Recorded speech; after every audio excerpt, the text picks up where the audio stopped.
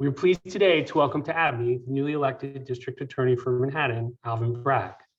While it's nice to see everybody on this Zoom, I get the feeling we're getting closer to gathering in person, so I wore a tie for the first time in a long time. And I'm going to say I'm excited that we once again, hopefully soon, get together. Now, before I introduce the DA, I want to emphasize the significance of this discussion today to our community.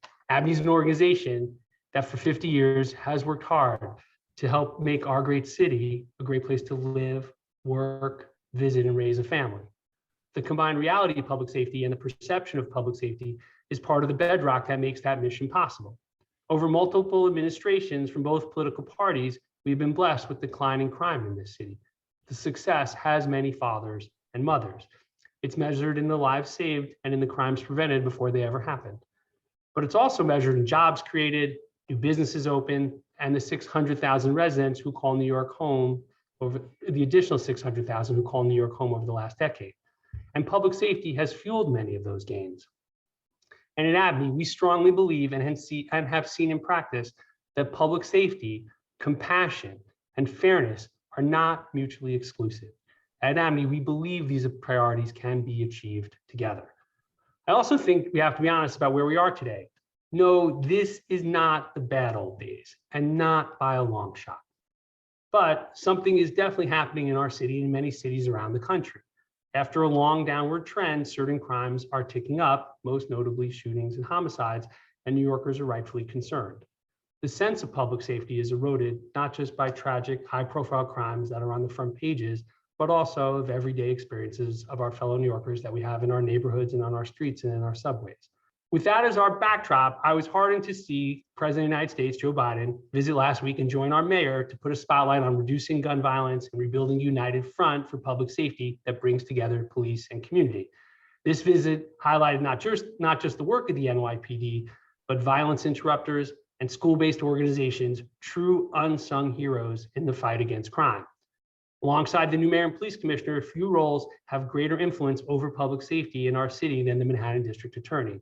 Today, I'm glad to welcome for the first time to ABNY, new Manhattan DA Alvin Bragg. He might be a new name to many people on this Zoom, but I promise you, you know his work.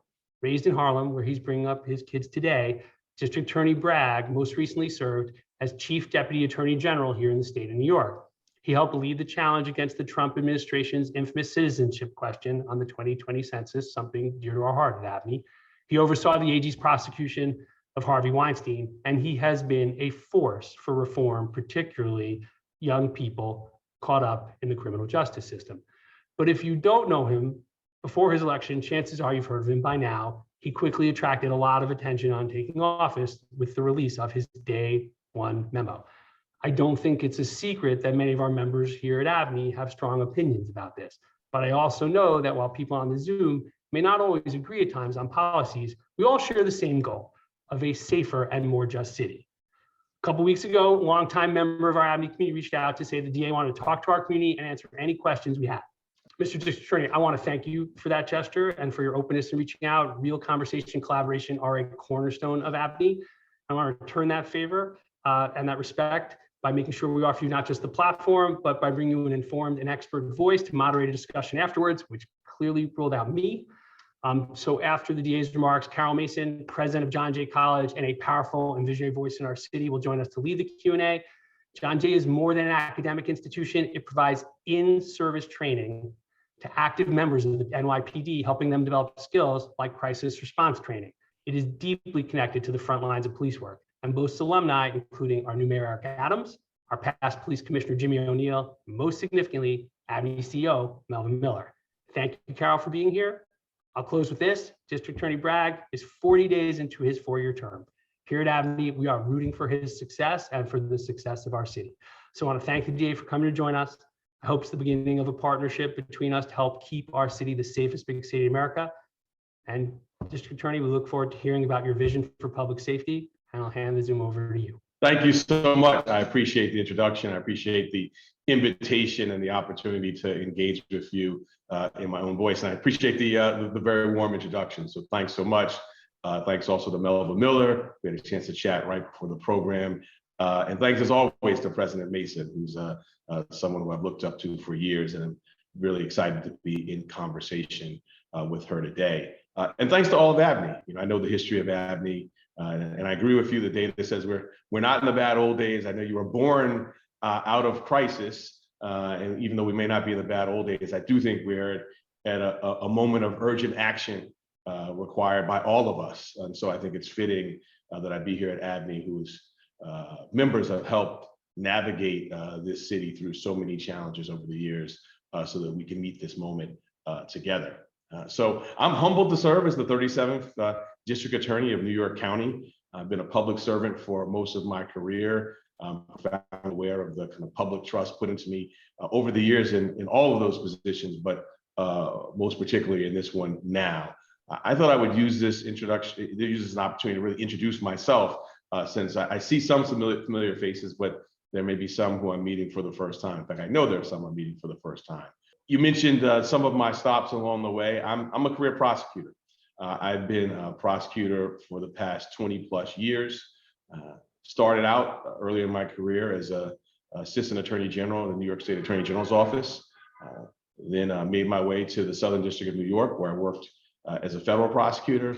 And then ultimately, and that was the work you talked about with the census and Harvey Weinstein, I was in a number of leadership positions in the New York State Attorney General's office, ending my stint there as the chief deputy, the #2 person overseeing our criminal division, our organized crime task force, and our entire office of more than 1,200, and was honored to do so.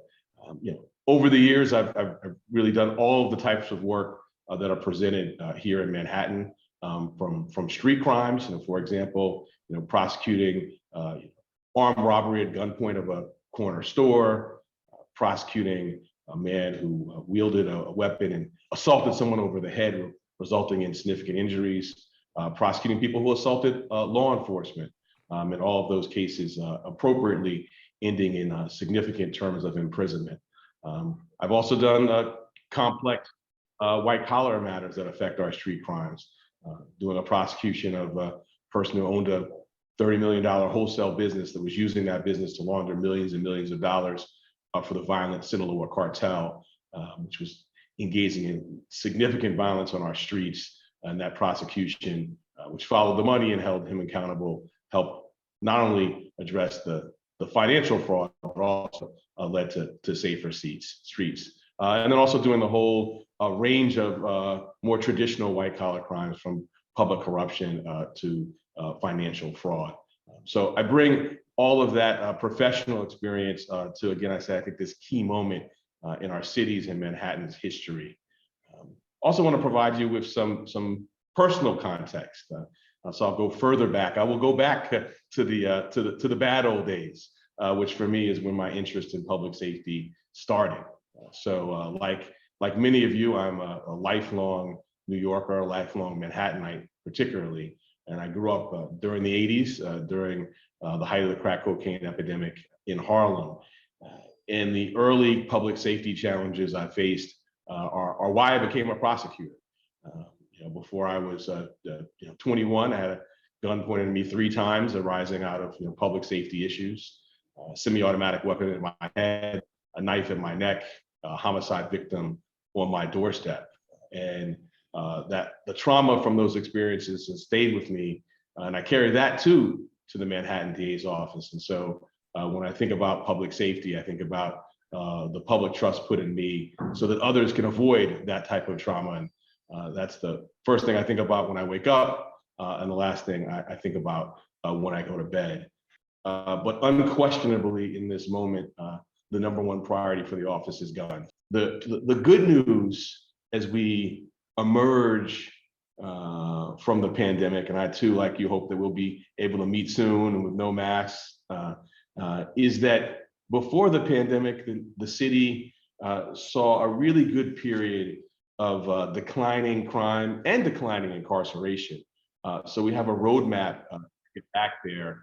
But the wake of COVID has left so much, and we talk about meeting in Zoom, but we know all of our institutions have been disrupted, from our schools to our churches to our jobs. And public safety is key, in addition to the health issues, to getting us back to where we need to go. But the good news is that we have had a period before, and so we have a roadmap and I've worked through much of that period, so I'm familiar with it. Specifically on guns, just to sort of put it in a little bit of a context, shootings were up citywide 100% in 2021, excuse me, compared to 2019 before the pandemic. We know anecdotally from the news, but the data bears it out. We are in a significant moment on guns. So a couple of weeks ago, I appointed an executive district attorney for gun violence prevention, just really to focus the efforts of the office. We have so much great work, unfortunately, going on guns, but to coordinate that work and be a focal point and to give it primacy in the executive suite. And so his name is Peter Pope. He's an experienced prosecutor, started out his career here at the Manhattan DA's office in the 90s. And then he and I worked together when he was the head of the criminal division in the New York Attorney General's office. Name may be familiar to some of you during the Bloomberg mayoralty when the mayor sued out-of-state gun shops whose guns were ending up in our streets. Peter was the court-ordered monitor. And so he got deep expertise and history in this area. And the two premises of his work, the kind of starting points, are the drivers of violence was where we're going to focus. I mean, 0.5% of people are responsible for most violent crimes. That's our shootings and our armed robberies. 0.5%. So a very small number wreaking havoc and doing harm. And so focusing there really will yield significant results. And that's not just our thesis, that's really the thesis of all those in this area and one that we've talked about with our partners. So that's our first premise, focusing where we can get most return on our law enforcement investment. And the second is collaboration. And you mentioned the meeting with the president and the mayor last week, and I was there with the other 4 New York City district attorneys, along with almost all of the federal, state, and local law enforcement leadership.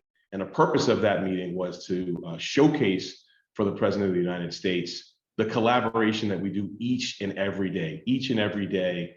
Federal, state, and local law enforcement partners get in a room and talk about the drivers of violence and collaborate and share information and data about how we can root it out and hold them accountable. And this sounds like a basic premise, but I can tell you after 20 years in law enforcement at the federal, state, and local levels, one issue is that we've not always coordinated in that way. So this is really pioneering. We're seeing the results already. And so those are our 2 starting premises for Peter Pope's work and the office's work on gun crimes, that focusing on the drivers of violence and working in full transparent coordination and collaboration with our law enforcement partners. And his work is divided into 5 areas. The first is gun possession. The office had 129 felony gun possession prosecutions last quarter. That's up 215% from the 41 prosecutions in the last quarter of 2019. Again, showing the effect and the time period that we're in, that raise is not just anecdotal, it's borne out by the data and requires our urgent response. So we're focusing there. People walking around the streets of New York City, and again, this is something I've lived with and have worked on for, lived with for about 50 years and worked on for about 20 years. So folks walking the streets with a gun are going to be held accountable. It's key to our public safety strategy. It's our starting point, but it's not our end point. One thing that we're going to do, in addition to prioritizing those cases in courts and giving them primacy in terms of moving them through the docket, many of you are probably familiar with the research that the certainty and swiftness of punishment really is the key drivers on deterrence. So giving those cases primacy in that way. But one of the charges, and something we've started to do in collaboration with our partners, is to build those cases, not look at those cases in isolation. Credit to my predecessor, some of this work started under him. Peter's going around to each and every person who has a gun possession case and trying to connect the dots. And so that we start with that one gun case, which in and of itself is obviously important, but are connecting the dots and asking the questions that we can now ask that we couldn't ask 20 years ago based on technology, trying to turn a case about one gun into a case about 20 or more guns. The technology I'm speaking about is our gun tracing technology. When I was last at the New York State Attorney General's office, I was really honored to work with a phenomenal team that built a portal that focused on federal data, showing the path of guns, showing what we all know, which is that guns are not made in New York, but they're flowing here from elsewhere. And they work with our partners in this portal. Had the opportunity to see what it's grown into, and been those of you who've been around for a while, I thought I was going to be looking at kind of the 2.0 version of it. It's like an 8.0 version, what the data has allowed us to do just in sort of a short period of 5 years under the leadership of our federal partners. And so we can know when a gun is found at a crime scene, where it was sold, with the last lawful sale from a federally licensed firearm dealer. We can then look at that dealer and see who else bought in the time frame. One of our key statistics that some of you may know is kind of time to crime. So if a gun is sold and it ends up at a crime scene in very, very short order, that is a statistic that jumps off the page to us. It suggests complicity in the sale. So backtracking and coordinating and using this technology to go from possession to trafficking cases is kind of the second prong of our gun work: gun possession and then trafficking. The third prong is ghost guns. Ghost guns are not quite the problem in Manhattan as they are elsewhere in the country, but we are focusing on them because we don't want them to become a problem here. Why are ghost guns so important? They are important because they defy the technology I just mentioned. They are not serialized, they can't be traced. The component parts can be bought and then assembled. We have some new legislation in our state that's going to help us counter that. But we're already hard at work even before it becomes effective. Just last week, we held accountable via a significant prison term someone who was possessing ghost guns and very, very scarily also had paraphernalia suggesting he wanted to do harm to police officers. So that person was sentenced in a case brought by my office just last week. So while we're looking at the serialized guns, we're also going to be keeping an eye on the phenomenon of ghost guns and making sure that they do not become more of a problem here. And that's sort of the third way in which we are focusing on guns, the third approach. The fourth of the five is domestic violence. As a general matter, we're going to be thinking more about domestic violence. Our head of our trial division, Joyce Smith, joined us. She just previously was the Nassau District Attorney. She's a career domestic violence prosecutor, so she's overseeing all of our street crimes work. But the overlay between guns and domestic violence is profound and where we need to be focusing. So last year, approximately 40,000 domestic incident reports were prepared by the NYPD in response to 911 calls in Manhattan. So 40,000. Of those, approximately 1,600 of the domestic violence survivors reported that the person they were calling about had access to a gun. So we're going to be focusing our attention there and on getting guns out of the hands of those who have a history of domestic violence. And that's our fourth area of gun priority. The fifth is community and civic collaboration. This is key. We're going to be doing the cases, but by definition, that's the back end. We can prevent some harm, particularly with the possession cases, but we need to be working in partnership in the spirit of the opening remarks with groups like ABNY, with our grassroots groups, with our community violence interrupters, which you mentioned that the mayor mentioned last week as well. And so we're doing that. This weekend, I was out on Saturday on 125th Street at the site of a recent shooting with community anti-violence groups, cure violence groups, those people who I say are literally running to a fire. When we have one incident, they will run to it to prevent the retaliatory incident. And so I was standing in solidarity with them. And then on Sunday, sadly, I was back out again with another group in Inwood. But what really jumped off the page for me was the passion, the commitment. You all know this well. This is such a civically engaged group. The resources beyond government that we can partner with. And so that is the sort of fifth prong. We've got possession, we've got trafficking, we've ghost guns, we've got the overlay with domestic violence. And then perhaps most powerfully, we have our collaboration. And so I spent a lot of time on that because that is our top priority. I think it's the public safety issue facing not just Manhattan, but the entire city. And that's where we're committing very, very significant resources in terms of time and talent. Wanted to mention a couple of others that we're doing as well. Hate crimes, and again, the sort of the theme here is meeting the moment, things that have increased during times of COVID. So hate crimes are up as well, up by 25% in 2021 compared to 2019. In particular, anti-Asian and anti-Semitic hate crime are up. I like to talk about the preamble, the legislative findings in the statute. We talk about hate crimes tearing at the very fabric of society, being by definition different than other crimes. It's language that resonates a lot with me. We have a great team on hate crimes, great leadership in particular, but it's small. And so one of the things we're going to be investing in, as I've been spending the last month looking at the office and where our resources are, is to build out that team and also to be looking to build out some of the cases that you may read about or in the news that feel like a hate crime are not always charged that way. So really want to be deepening our investigative rigor, looking to things like social media if there's no epithet set at the scene.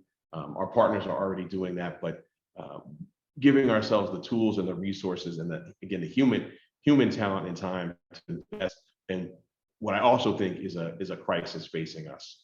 And the third and sort of last one I want to talk about, which I think is much talked about these days and correctly so, is what's happening in our retail stores, retail environment.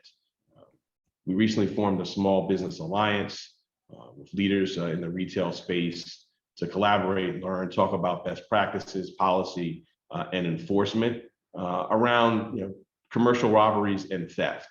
And I have to divide them in that way. The commercial robberies, I think, are relatively straightforward from a law enforcement perspective. We have these kind of smash and go robberies where people are taking mostly high-end goods. And I view them not dissimilar to the money laundering case I mentioned earlier with the international cartel. Hierarchical organizations, profit-driven, we can follow the money and disrupt these systems, and that's what we're in the process of doing. Importantly, in collaboration with retail leaders to build the kind of investigations that will not just solve one crime, but will disrupt systems and have, we hope, a significant deterrent effect. I think more challenging is what many of us have observed with the shoplifting and theft, which is not systematic. And so our Small Business Alliance is going to be talking about those issues and brainstorming ways to address it. And I think this is more challenging. I divide these matters into sort of two kind of separate ones. One, people who are committing these acts because they need services, people who are doing it because they have substance use disorder or something else that is driving the conduct. And so we want to invest in services. This is not new. The office has been doing it for some time, as have other offices in the city. But we want to deepen that work and expand our capacities, in particular, intervening early in a case. The research shows that the efficacy of this kind of programming increases when we can intervene very early in a case and get these services. It's really important. I think we've all had the experience of picking up the paper and reading about someone having done some horrific act, and then reading and seeing that it was their 8th interaction with the criminal justice system. And I think we, rightfully, rhetorically ask ourselves, well, what in the world happened in the first 7 times?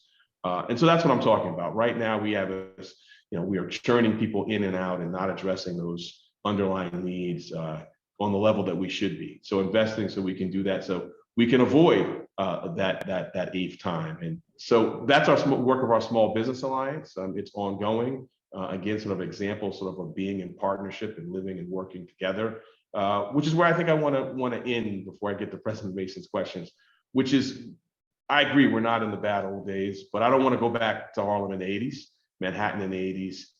And I know the trust placed in me is to make sure that does not happen. Laid out what we plan to do, and based on my 20+ years in law enforcement, I think it's a solid plan that will make us safer. But what is fundamentally important is that we do it in partnership with you, in partnership with folks who so deeply care about this island and this city, know the beauty of it, know the strength of it, know how it's interconnected, how our our arts and our retail depend upon our schools and our train, and it all depends on our public safety.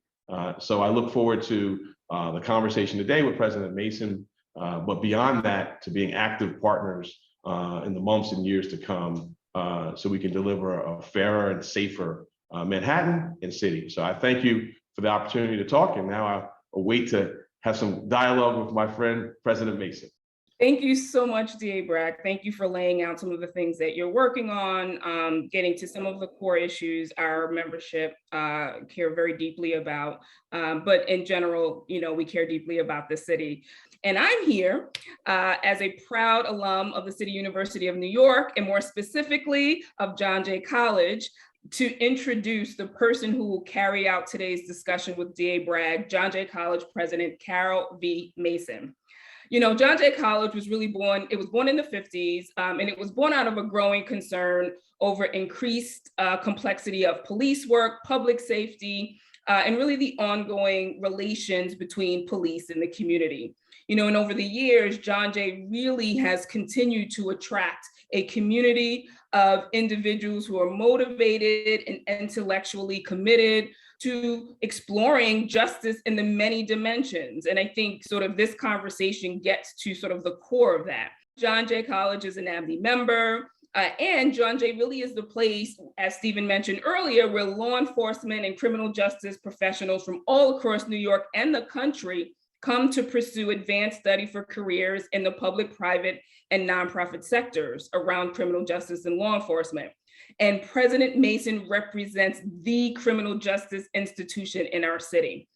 In addition to her current role, her vast experience and credentials have really positioned her to be a legal pioneer and an exceptional voice around equity, fairness, and the thinking around criminal justice reform, a lot of the things that DA Bragg sort of spoke about, which really brings up the complexity and nuances of today's discussion. She was a leader in the Obama administration on juvenile justice issues, bail reform, and re-entry for individuals leaving prison. And in her distinguished career, she also, at Alston and Burt LLP, was the first African-American, as we celebrate Black History Month, who was elected to chair the management committee at any major national firm. I can go on and talk about her background, but I'd really rather leave the time for the reason why we've invited her here today. So it is my pleasure to turn the Zoom over to John Jay President Karol V. Mason. So one of the things that I love about having these kinds of conversations, particularly with ABNY, is because we all share the same goals and values. And we value the ability to have challenging conversations in a respectful way and to learn from each other. And so that's the goal for me of this conversation today, is for us to challenge each other and learn from each other, because that's how we figure out how do we move forward. We know that these issues are complicated. Otherwise, we wouldn't be here in this situation. If we knew the answers, all of us would just be implementing those answers. We do know some of them. And one of the key things that you heard DA Bragg mention over and over and over again was partnership. And that's why he's here to talk with all of us, because you all are key partners in this work. This work can't be done without everybody in New York City pulling together. So, DA Bragg, you've laid out your vision, and you've laid out particularly your focus right now on gun violence and gun crimes. But I want to take a step back from the focus on guns and just talk about if you were crafting the partnerships that you want to deal with this issue of creating a safer New York City, long-term and short-term, who would you want at the table as partners with you in helping to address the complicated issues we have to create a safe New York City? So thank you for the question. I've long been a Manhattan exceptionalist, and this job allows me to lean into the fact that I think Manhattan's the best place on earth. I spent a lot of the last month going virtually around the borough and talking to our BIDs, our Business Improvement District leaders, our community boards, people who are on the police precinct councils, to ABNY, the Partnership for New York. And I think it's an all of the above. I mean, all of those folks are bringing lived experience, can get granular on different issues. I mean, when I talk to small business owners, their perspective on The commercial robberies is very, very specific and born of specific experiences. When I talk to the gun violence interrupters who are, as I said, kind of running to the fire and putting themselves in harm's way. So I would say it's all of us, and we have such vibrancy in Manhattan with so many great leaders. And the other thing I would sort of stress is, while there are some overarching issues, the neighborhood specific issues and responses is important. So you mentioned again earlier about that the way you're tackling guns is the DAs are working closely together and working with all the federal, local law enforcement partners. New York is complicated because while we have one NYPD, we have 5 different district attorneys. You're using the gun violence as a way to collaborate with your DA partners across the city. Can this be a model, or how do you use this in order to help address other issues that affect criminal justice issues across the city with 5 different DAs? You're so right. I will say that the DAs, it's such a collegial group. We were all in the meeting with the president. We separately met with the mayor recently. We are, as I think many of our colleagues are these days, in touch by text. And so it's a group that is, I think, primarily now talking a lot about guns, but is collaborating across a number of issues, asking each other how they're handling certain things. I mean, a lot of the ideas I have, I'm borrowing. Right? My chief assistant, who I know, a sort of John Jay, formerly at IIP with you, Meg Reese, was on Eric Gonzalez's leadership team. And so we are in touch across a bunch of issues. I think guns is such a good one because obviously they travel, right? They travel and the kind of groups that are engaging in violence, particularly for me in the northern part of the island, are sort of going back and forth between the Manhattan and the Bronx in some instances. So it's important for me to be in touch with DA Darcel Clark. But we are in touch across a whole range of issues because we're seeing a lot of the same things, whether it's hate crimes, whether it's domestic violence, whether it's the commercial robberies, we're seeing a lot of the same things, and it just helps to be in touch. And I've been really encouraged as the new kid on the block to be able to lean on some history and expertise. I do not believe in recreating the wheel. And so I've been borrowing a lot from my colleagues. So one of the questions that came in through the registrant was about how do you address someone who has a concern that because of the policies that were articulated in the press, whether that will incent some people to come to Manhattan to commit certain crimes that they might not do in Staten Island, Queens, Brooklyn, or Bronx. How would you respond to that? So, one reason that I've been talking to so many groups this past month, and just sort of generally introducing myself, is to speak in my own voice about the memo, which I own and I'm accountable for, so having it out there in the public domain without the proper scaffolding and context. And so really welcomed opportunities like this to speak in my own voice and say, what we believe the memo says and what we believe it conveyed. And most recently last week, we after sort of having a series of talks, memorialized in writing to really kind of address any lingering confusion. So first, I would sort of kind of want to start there. But in terms of what we're seeing in terms of crime patterns, I would sort of point to sort of the data. I mean, there are certain things that are sort of naturally moving back and forth. I mentioned the sort of overlay with the Bronx. That's not that's not new. And so pointing folks to what I was intending to say in our actual policies, many of which, as I said, are sort of borrowed or in line with other boroughs, and then pointing to the data of what the data bears out in terms of Manhattan was, compared to the other boroughs, kind of higher, sort of disproportionately, kind of in terms of incarceration rates. And so in many ways, other boroughs were ahead of us in terms of some of the things we articulated.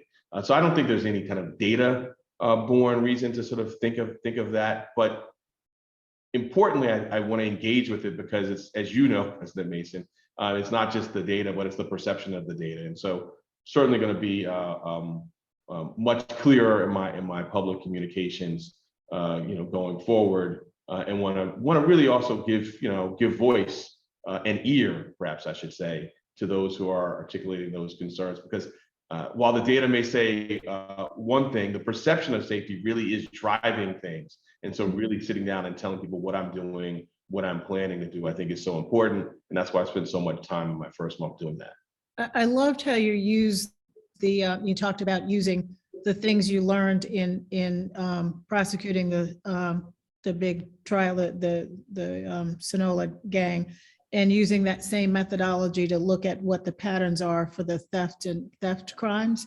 Can you talk a little bit more about what you're learning from that and how the cooperation across the DA's offices will work to really staunch that kind of crime? Yeah, so I've long thought my theory of prosecution, particularly in my time in the federal government, was, you follow the money and you follow the contraband, they will take you to the most culpable people. You hold those people accountable, and you'll get enduring public safety benefits. That's really been my core thesis. And that was very present in that Sinaloa case with the Drug Enforcement Administration saying, look, we saw it. We saw the benefits on the streets. Those cases take longer to build. That was a case that took a long time, involved, confidential informants, undercovers, wiretaps, but the benefits on the back end were very significant. And I do think that model is portable. It's it's a sort of a classic drug investigation interdiction model, but it's going to apply to guns. It's going to apply to commercial robberies. It's going to apply to human trafficking. Or I shouldn't say it's going to, already is applying. And so we're having conversations with the affected sectors to talk about how to respond and how to do some of this work. And I do think that the good thing about those kind of cases, while they take a lot of time and effort, is I've seen it, the deterrent effects. I mean, a lot of people have said, like, hey, you're messaging, you're talking to a lot of civic groups, but what about the people who are doing crime? Are you reaching them? Well, I'm hoping through media outlets and others that the message is resonating. I'm doing a lot of things in a lot of places, not just with groups like ABNY. But I also think that the everyday work that we're doing and talking about it and how we're explaining it is going to have a significant deterrent effect going forward. And yeah, I'm in touch with the other DAs on this stuff, but they already know it. Mm-hmm. So we all know that the uptick in violence, as you said, it's by a small minority of people who are committing this, but and we've got this emergency problem right now, but we also want to put in a strategy that prevents this from reemerging again, because it's not as bad as it was in the 90s and we don't want to get there. So there are things that we need to do immediate term, midterm, and long term. And so when you have these gun possession cases that involve young people, what would be your ideal strategy in dealing with them, and who would you need to have at the table in order to look at this as an emergency issue and a long-term strategy? So the interesting thing in Manhattan, as opposed to, I don't want to speak for other counties, but I think a number of other counties, is that when we looked at the data, are under 18 in terms of those who are prosecuted is a lower percentage than I think we're seeing otherwise. I mean, I think our 19 to 25 is significant, but young, at least in terms of the legal definition. So that makes us, I think, a little different from other counties. But I think probably the most significant partner after the NYPD, and the NYPD is out making arrests in partnership and taking guns off the street, is the courts.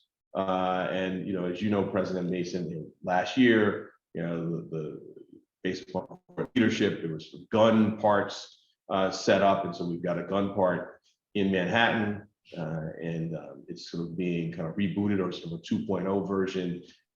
And I think that's important. Obviously, we've got to work with the NYPD to bring the case, but once the case is brought, as I mentioned earlier, the data on sort of the swiftness and certainty of punishment being a significant deterrent. So partnering with the courts to make sure that the cases are moving forward, and it's a significant issue for the courts. I know the mayor's flagged it in his blueprint. We're talking about it with our assistant district attorneys. And it seems like a simple premise. Let's move these cases faster. But it's hard logistically, right? Because we've got a backlog because of COVID. We've got other very significant types of cases. So it really does display kind of a system-wide commitment to say we're gonna have a specific part on guns and going to be committed to moving these cases much more swiftly than in the past. So one of the things, we talk about with guns and violence, it's supply and demand. You've got a strategy where you're working, the federal government is trying to focus on the supply. What is the role of the DA in addressing the demand for guns? There's so many guns available right now and available in a more accessible way. And one thing that we've seen is the connection between sort of our financial frauds, making money available to groups, and thereby kind of making them more in demand because they've got cash available and they want to kind of finance and put their money into this. And so we did an interesting case with the Bronx late last year, which started out with a sort of theft of identities from Uber drivers and other on-call drivers, and that money then being used to sort of purchase guns, and so the supply being there. But I think the sort of interaction between our financial fraud world and the guns is another way to really cut down on demand through sort of basically cash, cutting down on these enterprises, turning off the cash for the guns, and so there's just not a means to go and purchase them. So there are some questions coming in the chat. I'm going to read this the way it's written. The tabloids have exposed widespread shoplifting in retail stores with the focus of your prosecution on larger crimes and away from larceny under $250. How do we address those losses for retailers, and how do we make other patrons feel safe or incentivized to pay for their own purchases? And I think this question is getting to not just your broader strategy of building, tracking the money and seeing whether there's an organization around this, but how do you deal with the individuals in these kinds of crimes? Yeah, so I think there are a few ways. We've been talking about this with our kind of our business leaders in that Small Business Alliance as we've been forming it. So a couple of things. There are people who, as I mentioned briefly in my remarks, I put sort of in the opportunist category, people who are repeatedly doing this really as a course of conduct. And so working with the stores in which they're doing that to have an understanding of sort of the overall conduct, and so that we can charge it sort of as a course of conduct. So if someone is taking $200 from 4 stores and sort of going along, for lack of another word, their route, being able to aggregate that conduct so it can be charged at a higher level is something that we've been talking to retailers about. The charge then being more significant and hopefully being more of a deterrence. We've also been talking with our government partners from places where we see sort of a lot of people congregating, where there's sort of a overlay between the shoplifting and sort of the homelessness and some of the sort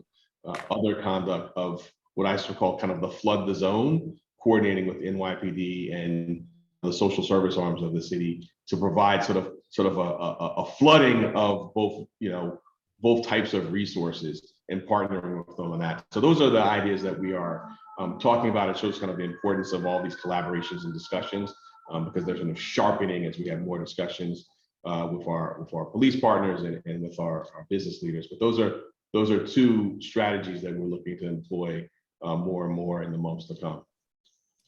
Thank you.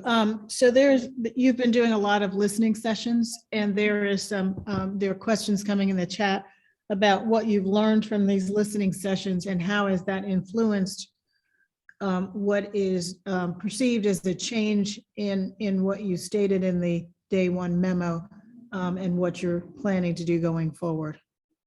So I have been doing a lot of listening. I would say that it's been reported as a change, but it is something I've been talking about and working on for 20 years. So all of the things that we've sort of talked about, and again, I take accountability for not having the proper scaffolding and context around it, are things that we've been committed to. I've been committed to for some time, but part of the discussion process has been the ability to talk in my own voice, give more context to it, And then sharpen the ideas. I wouldn't say sort of change them, but sharpen and get context. You talk to a store owner and tells you sort of specifically, about, someone who's coming in every single day and say, well, look, we got, that's a course of conduct. We can charge that differently than perhaps it was being charged before. So kind of micro lessons that way that then sharpen, what we're saying. And then also having the ability to sort of say, it was reported that, I don't care about, gunpoint robberies. I can say, well, look, I prosecuted that very case before.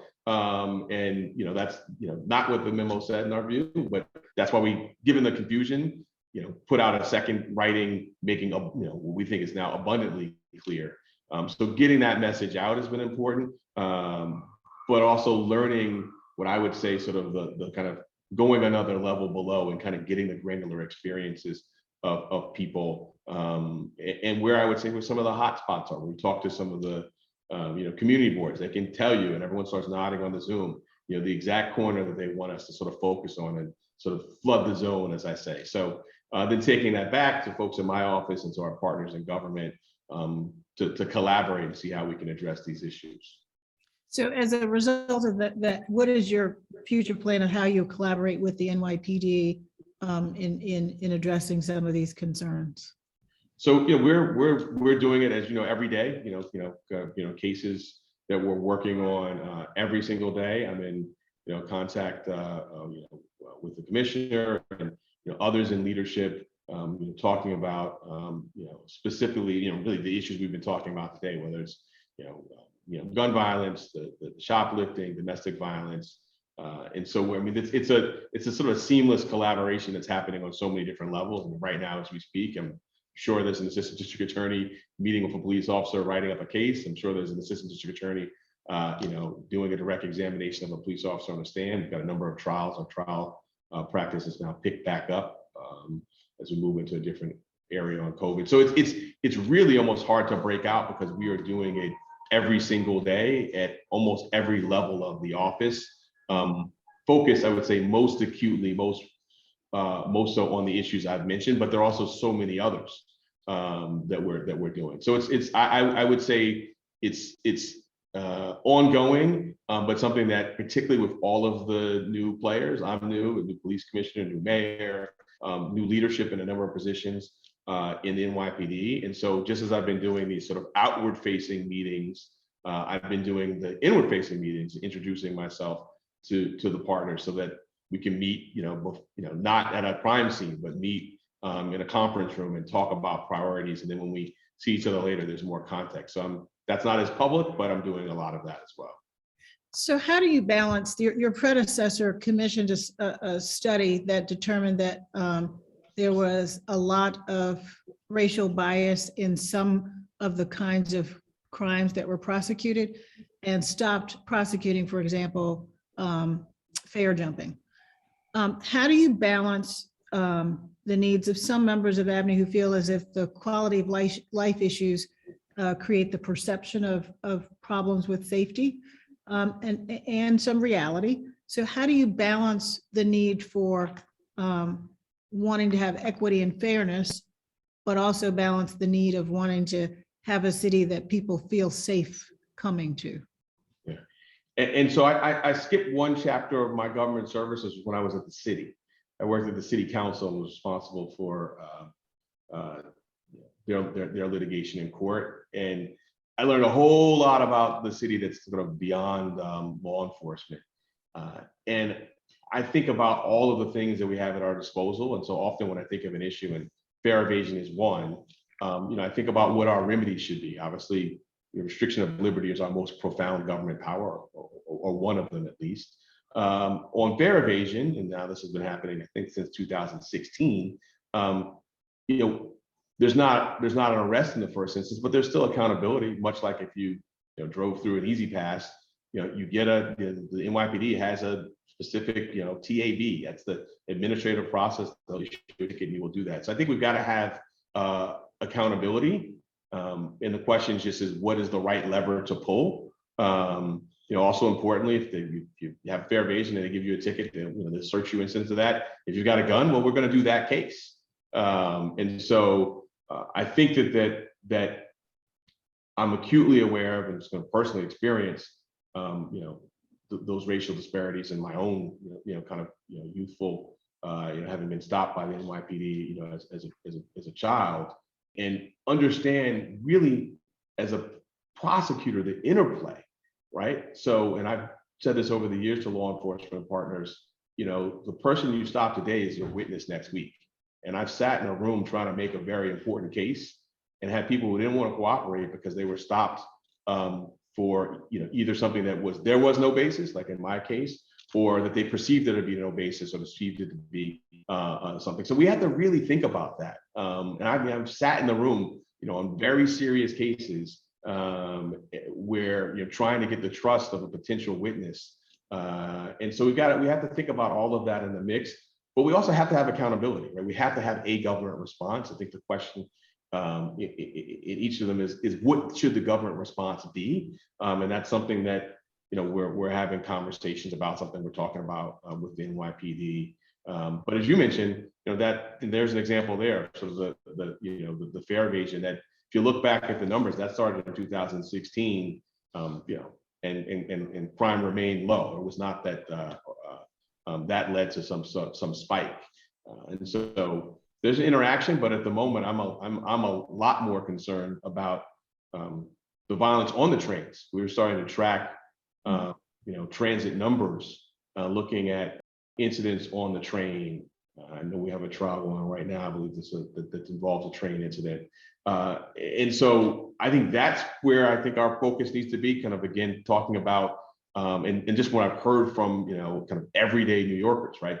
That concern about being on the train. And so that's a message we're going to be getting out in the weeks to come as well, as we look to kind of centralize and focus on our kind of transit practice, because that's our connective tissue. We got to, people aren't feeling safe on the train. It's hard for us to get back to work. And so that's, a good contrast. Like we'll continue to do the tickets and, at the front gate, but people who are doing harm on the train, those are going to be, the government power that my office wields. Well, I want to thank you for giving me the opportunity to have to moderate this conversation between ABNY and you. And I thank you for coming to take tough questions. I thank the ABNY members for bringing tough questions. Many of you in the chat were telling me, I want you to ask this. I didn't get to everything, but I want to thank you for, again, this is, I'm sure, the first of many conversations that all of us will have around these tough issues.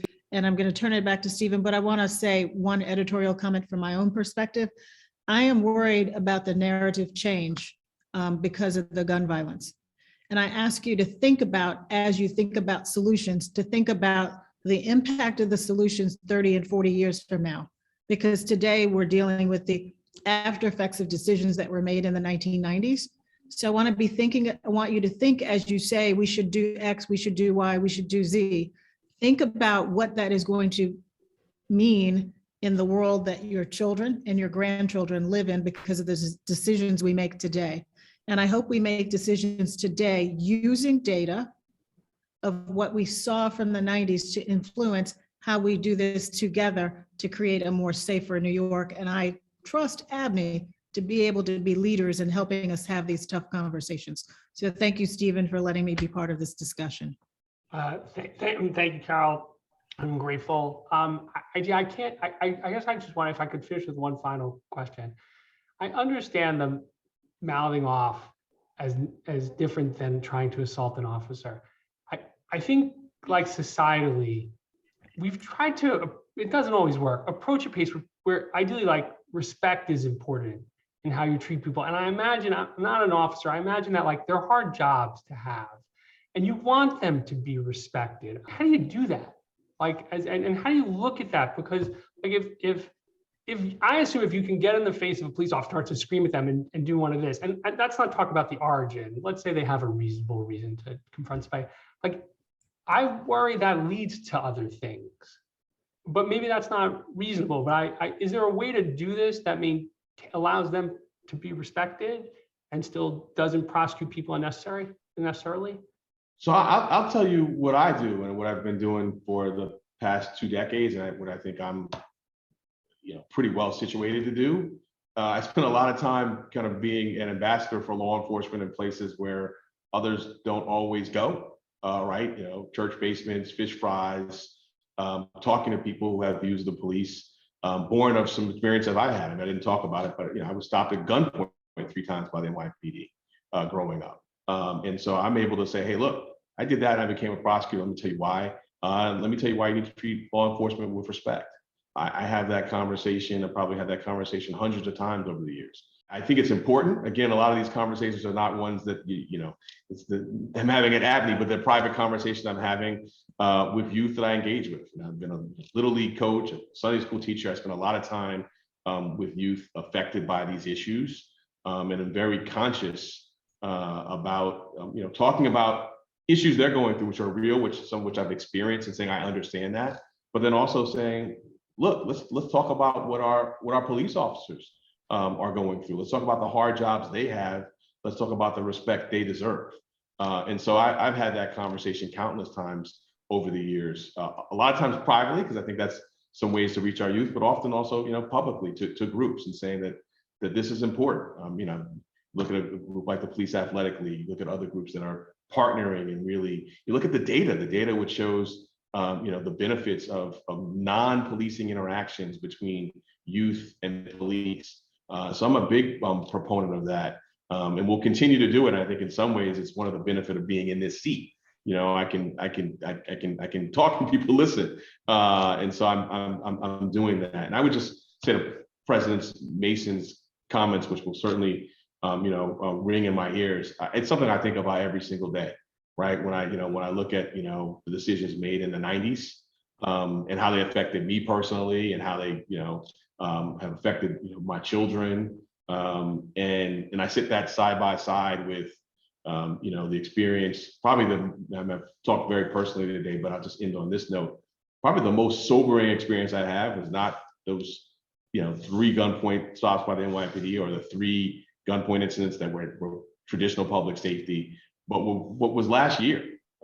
Coming home, to my home with my 2 children, passing yellow crime scene tape, because there'd been a very significant shooting on my block. Nothing as sobering as walking through a crime scene with your 2 children, and so I'm as I've done really throughout my life and throughout my professional career, kind of being at the intersection of someone who's done police accountability work, done civil rights work, and done prosecution. I sit those side by side every day, and then really, and something I try to underscore is the things that I've been talking about as fairness, really based on the research, which very well, President Mason, and just being conscious about talking to them as public safety. These are things that we know the research shows that they're fair and humane and just, but also ultimately make us safer, and really trying to live in that space and give voice to that, which I think in this moment is particularly challenging. But if I weren't doing that, I wouldn't be true to my professional and personal experiences. So, but you having said it is even yet another reminder. And so I will have your wise voice in my ear and making those decisions. Thank you for your time. Thank you for what you're doing. I want to, by the way, also thank you for the focus on subways. I say when we, for my company, when we poll our staff about how they feel, they're more nervous about the subways now than they are about COVID and coming back to the office. So I think the focus on the subway system as the fabric of our city is also really important. But I really want to say thank you for talking to us. Thank you for taking all our questions, and we hope to have you back again soon. Thanks so much. All right, everybody. Thanks, everybody.